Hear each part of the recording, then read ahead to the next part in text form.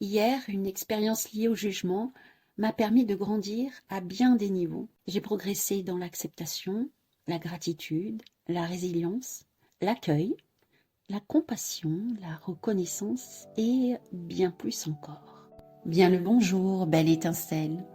Bienvenue dans Miroir de femmes, le podcast épanouissant pour les femmes, les mères en quête d'évolution et de spiritualité. Je m'appelle Bénédicte. Je suis guide pour des voyages d'exploration intérieure grâce au miroir magique que le monde qui nous entoure nous offre. Je m'adresse à toi, belle femme, en recherche d'équilibre entre ton rôle de femme et de mère, toi qui désires être à l'écoute de tes véritables besoins, avec cette volonté d'y répondre en toute légitimité et sans culpabilité. Toi qui ressens l'envie de répondre à l'appel de ton âme pour grandir en conscience et vivre ta spiritualité en toute liberté au quotidien. Je vais te conter ici des histoires de la magie, de l'âme qui agit, des récits de clés qui t'ouvriront de nouvelles portes pour élargir ta vision. Prête pour le grand voyage? Alors c'est parti, abonne-toi pour que chaque épisode arrive à toi. Bienvenue dans ce nouvel épisode, un épisode clé miroir. Alors aujourd'hui, je vais t'inviter à plonger au cœur d'un sujet qui touche chacun d'entre nous, le jugement. Après avoir exploré la spontanéité dans l'épisode 12, dans celui-ci, j'avais envie d'aborder le sujet du jugement. Bien souvent, il est perçu comme un obstacle, mais il pourrait être aussi un outil précieux pour notre évolution spirituelle. Alors tout le monde a été confronté à des jugements, que ce soit ses propres jugements ou celui des autres. Et toi, as-tu réfléchi à la manière dont ces jugements jouent sur ta relation avec toi-même et avec le monde aussi qui t'entoure? Je vais partager ici une expérience aussi personnelle qui m'a permis de découvrir la puissance du jugement pour transmuter lorsqu'il est accueilli avec ouverture et conscience. Dans cet épisode, il sera aussi l'occasion d'explorer comment le jugement, loin de nous enfermer, peut ouvrir une porte à une plus grande acceptation de soi, reconnaissance de notre valeur. C'est aussi une opportunité de grandir en compassion. C'est un chemin vers la paix intérieure, l'acceptation du jugement, où la spiritualité se lie. Quand les deux sont liés, elles peuvent nous guider vers une vie plus alignée et plus joyeuse. Alors, je t'invite à te préparer à un voyage introspectif au travers de cet épisode. Écoute bien jusqu'au bout, tu pourrais avoir de belles surprises, car chaque mot est une invitation à revisiter sa vision du jugement, à les transformer comme des tremplins vers une spiritualité plus ancrée et plus authentique. Je te souhaite une belle écoute et j'espère que cet épisode résonnera en toi comme une clé supplémentaire sur ton chemin de vie. La spiritualité est un mot qui peut à la fois rassembler et aussi diviser. Elle suscite des débats et des points de vue très divers. Mais quelle est la vérité? Ce qui est certain, c'est que je ne la détiens pas. Dans cet épisode, je t'expose mon point de vue, qui n'est qu'une parcelle parmi tant d'autres, une parcelle de vérité. Aujourd'hui, je vais te parler de ma spiritualité, de ma vision. Peut-être résonnera-t-elle en toi, ou peut-être pas. Je m'adresse aux femmes et aux mères, mais aussi à tous les curieux qui passent par ici. Alors, la spiritualité, je l'aperçois comme une connexion à quelque chose de plus grand. Elle me permet de me découvrir, de m'apprendre, de me connecter à cette part-là en moi. Alors cette part plus grande, il y en a qui l'appellent l'univers, la source, Dieu ou le divin. Moi, j'aime bien l'appeler la grande conscience. Je suis une petite conscience, une parcelle de conscience dans la grande conscience. C'est cette force intérieure qui me guide, qui me pousse à agir ou à ne pas agir, à vivre certaines expériences pour apprendre à me connaître davantage, à me reconnaître, à me révéler, à révéler l'amour en moi. Cet amour qui me ramène à mon essence, cette félicité, cette joie pure d'être. Alors, si tu m'écoutes encore, c'est que ma vision trouve peut-être écho en toi. Alors, pour résumer, je vois la spiritualité comme la possibilité de se connaître davantage, de mieux se comprendre, de mieux voir ses travers, ses lumières. C'est aussi apprendre à révéler cet être divin, cette étincelle divine en moi. Dans reconnaître, on entend re, co et naître. Re, parce qu'on est déjà né, mais on a envie de renaître. Co, c'est le commun, comment ensemble, en communion avec l'autre, je peux apprendre à renaître, choisir de renaître en conscience vers un être plus illimité, plus étincelant, plus rayonnant, qui ressent cette joie profonde, qui est joie profonde. Et c'est ensemble, pour moi, que nous pouvons révéler l'amour que nous sommes. Et j'entends somme, la somme de tous. Quand nous sommes ensemble, nous sommes l'unité, l'addition. La somme de nos consciences individuelles qui forment un grand tout et qui donnent sens à notre existence, à l'existence de chaque être sur cette terre. Tu es toujours là? Super. Alors oui, mon introduction est un peu longue, mais elle était nécessaire pour te permettre de comprendre le lien entre la spiritualité et le jugement que je vais aborder maintenant. Alors, quel est pour moi le rapport entre spiritualité et jugement? Eh bien, c'est grâce au jugement que ma spiritualité a pu émerger. Sans jugement, je crois que la spiritualité n'existerait pas pour moi. Pour moi, les jugements sont comme des gardiens, des guides. Ils me montrent la voie de la sagesse. Ils me montrent les travers, les impasses à éviter. Ils m'aident à reconnaître mon essentiel pour ma croissance et pour mon évolution. Je me dis que sans eux, je stagnerais. Car c'est par les jugements que j'ai appris à choisir la joie, à choisir le chemin de la joie que je suis au fond de moi. Pour reconnaître cette joie, il a fallu que je ressente l'absence. C'est les jugements qui m'ont permis de ressentir ce manque. Et c'est par ce manque que j'ai réalisé que je n'étais pas moi-même. C'est en reconnectant à la joie, à mon essence première, que je me suis sentie revivre. Mais il a bien fallu que j'explore par ailleurs pour mieux la reconnaître. Permets-moi de te raconter une anecdote pour illustrer comment le jugement et la spiritualité se manifestent dans ma vie quotidienne. Récemment, un membre proche de ma famille que je raccompagnais m'a fait part de ses sentiments à mon égard. Au cours du trajet, après une conversation anodine, un silence s'est installé. J'ai partagé alors mon point de vue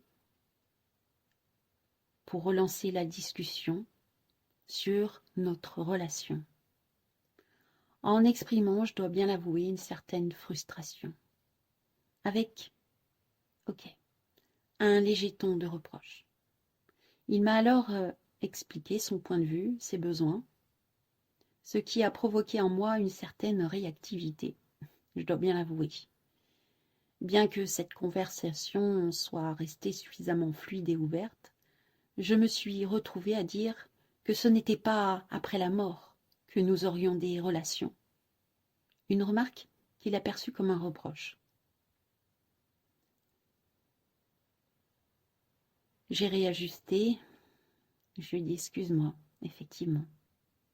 J'ai plus fait part que le fait d'être en manque de relation, ça réveillait en moi la douleur de l'absence de ma mère, partie avec la maladie d'Alzheimer. C'est encore parfois douloureux, cette séparation.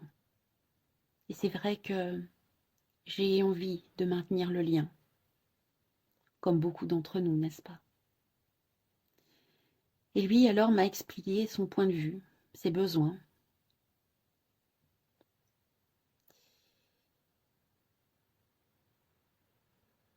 Pour lui, il n'a pas besoin autant de relations. Être seul lui va très bien. Garder le contact n'est pas une nécessité pour lui. Il m'a dit, toi, tu as besoin d'être en lien, tu as besoin d'être en contact. Pas moi. Voilà, nous avions échangé. Ça avait ouvert le ton de la confidence, de l'authenticité. Et c'est donc en arrivant devant chez lui où je l'ai déposé qu'à ma grande surprise, il m'a confié que nos appels le plombaient, qu'il ne me trouvait pas joyeuse, que cela le fatiguait, que cette relation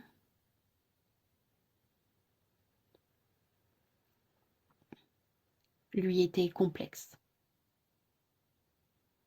Alors oui, cette révélation, bien que difficile à entendre, avait été exprimée avec beaucoup de délicatesse, puisqu'il m'avait dit « Là, je vais te dire quelque chose, je pense que ça va pas forcément te plaire et ça peut te faire du mal, mais j'ai besoin de te le dire. » Donc il m'avait prévenu, donc il y avait une certaine bienveillance. Bien sûr, dans « je ne te trouve pas joyeuse », il y avait du jugement.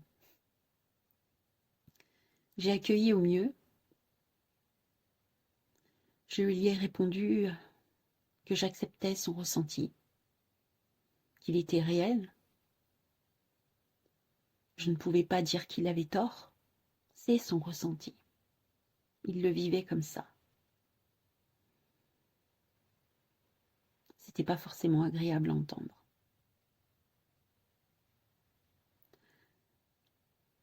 Alors, je lui ai dit, voilà, je te souhaite une belle soirée. On s'est dit au revoir. Il est sorti de la voiture en me regardant un peu penaud et avec un air interrogatif pour savoir comment je me sentais. Il s'est éloigné en me regardant et j'ai repris la route, seule dans ma voiture, sur les petits chemins de campagne, sous le ciel étoilé, un peu sous le choc. Et malgré tout avec un certain calme. J'avais aussi ce calme quand j'ai entendu sa révélation. J'ai accueilli au mieux. J'ai alors réalisé à quel point j'avais évolué par rapport à mes propres jugements. Autrefois, il y a quelques années, en entendant de tels propos, si je puis dire,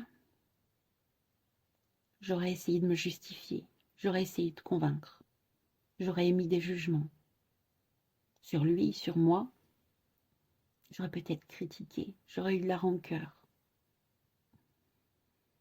j'aurais eu une énorme déception. Et là, non, quelque chose de calme, quelque chose de serein. Oui, quelque chose de serein. Alors oui, il y avait une certaine douleur. Elle était là, je l'accepte. Elle s'est étiolée très rapidement avec l'acceptation de ce qui avait été vécu. J'ai reconnu aussi le courage d'exprimer. Ça m'a permis aussi de voir que j'étais en capacité d'être en contact avec quelqu'un qui avait la possibilité d'être courageux et d'exprimer avec moi. Que j'offrais cette possibilité d'expression, en tout cas. Ma façon d'accueillir m'a montré à quel point j'avais évolué dans ma résilience. Alors oui, les jugements peuvent faire mal sur le moment, mais ils sont aussi l'occasion d'apprendre. D'apprendre peut-être qu'en entendant le jugement de l'autre, c'est peut-être simplement l'expression de moi. À travers ce qu'il exprimait, ça me montrait une façon dont je me jugeais, peut-être pas suffisamment joyeuse, avec une sorte de manque. J'ai aussi réalisé que l'expression de l'autre, ce qu'il dit de moi, ne me définit pas. Il exprime son ressenti. Il exprime ses jugements, mais ces jugements ne me définissent pas. Elle m'a permis aussi de grandir en compassion vis-à-vis de moi, par rapport à tout ce que j'ai pu vivre. Je me suis apporté de la compassion par rapport aux émotions qui me traversaient à ce moment-là. Ça m'a permis aussi de voir ma posture, de voir à quel point l'estime de moi s'était aussi renforcée. Qu'est-ce que j'ai grandi avec le temps. Je ressens en moi maintenant cette posture de leader, celle qui accueille, qui ne s'effondre pas au moindre défi, au moindre reproche, même si ce qui a besoin d'être entendu sur moi n'est pas forcément agréable. Voilà, donc il y a encore plein d'autres choses à exprimer, mais voilà, brièvement, une expérience de vie qui fait que je grandis. C'est un petit peu comme ça que je mène ma vie maintenant. Quand quelque chose arrive, quand quelque chose me perturbe, j'essaye de voir au-delà de la première déception, de la première réaction, voir ce que ça peut m'apprendre. Et notamment, dans cette expérience, je vois que j'ai grandi en résilience et en accueil. Ça m'a permis de renforcer cette résilience et d'avancer dans une meilleure connaissance de moi. Je me suis aperçue aussi que j'avais évolué dans la communication. Je savais exprimer, j'ai su écouter, j'ai su exprimer, j'ai su accueillir l'expression de l'autre. Et il y a quelque temps de cela, on serait parti en colère, en reproche. Là, c'était serein, c'était calme. J'ai aussi grandi dans le fait de ne pas prendre les choses de manière personnelle. L'expression de l'autre est son point de vue. Ce n'est pas la vérité sur moi. C'est sa parcelle de vérité. Alors, est-ce que je m'y conforme ou je garde ma vigilance, mon discernement? Ça m'a permis aussi de voir comme quoi j'avais grandi dans l'auto-observation, où je vois mes réactions, ma façon d'agir, ma façon de répondre, de réajuster de mieux en mieux. Et petit à petit, j'ai réalisé que la joie était là. Même si l'expérience était complexe, difficile, la joie en arrière-plan était là. Elle était là, devant l'expérience, l'évolution, ce qui m'avait fait grandir.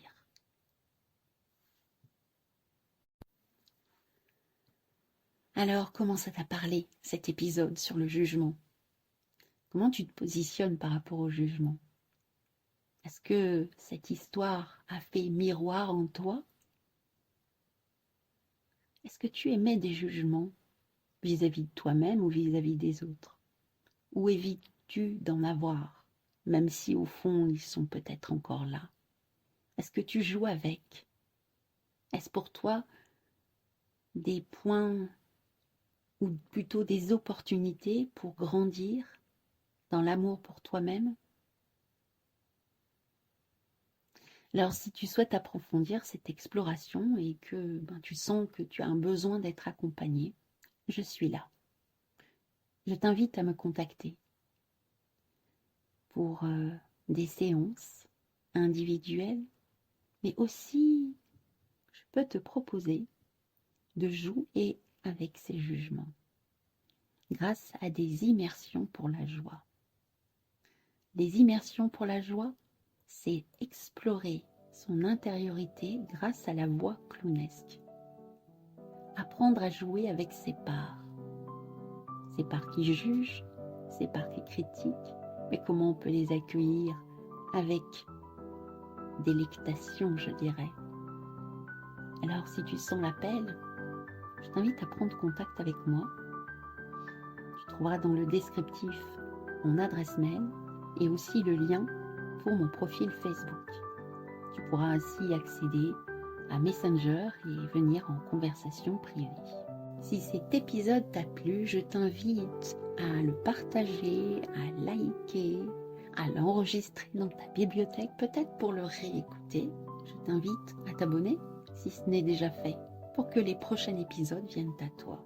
Je te retrouve la semaine prochaine pour un nouvel épisode, un épisode clarté, clé clarté, où je partagerai avec toi un tirage avec le tarot akashique pour recevoir des messages qui pourront peut-être t'apporter de belles réponses. Alors, à la semaine prochaine. À bientôt. Au revoir.